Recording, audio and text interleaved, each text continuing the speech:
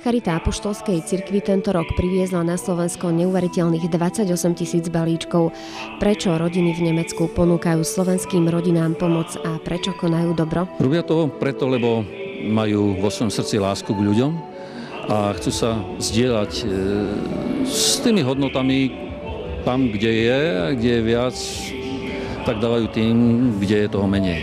Vďaka spolupráci s odborom sociálnym mesta Popradca balíčky dostanú do rodín, ktoré pomoc skutočne potrebujú. Som veľmi rád, že už 9. rok spoločne s apoštolskou cirkvou prinášame čaro Vianoc do rodín v sociálnej a hmotnej núdzi a takou odmenou pre nás je skutočne radosť v očiach nadšených a šťastných detí. Tak ako to bolo v tomto programe, chceme dávať, pretože je lepšie a Biblia hovorí, že je požehnaním, keď dávame. Je to požehnanejšie ako brať, takže my dávame. Apoštolská cirkev priviezla do Popradu dokopy 450 balíčkov. Ďalšie sa dostanú k deťom v mestskej časti Matejovce. Veľmi pekne ďakujem, je to naozaj pekná vec.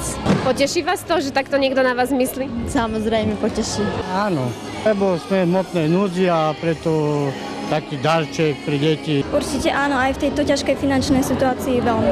Rodinám sa prihovorila aj rozprávková dvojica Braňo a Kamila, ktorí deťom vysvetlili, o čom sú skutočné Vianoce a prečo si dávame darčeky.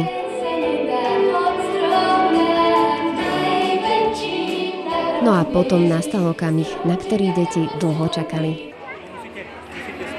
To je môj balíček a mám z neho radosť. A ty by som chcela, by bolo autíčko v balíčku. Navždy by ma potešila babika. Aby toho nebolo málo, mesto pripravilo ešte jedno prekvapenie. Okrem týchto darčekov máme prichystaný ešte jeden darček a to je bezplatný letný tábor počas letných prázdnin. Čaute deti, tak prajem vám pekné Vianoce a nezabudnite, že najväčším darom na Vianoce je Ježiš.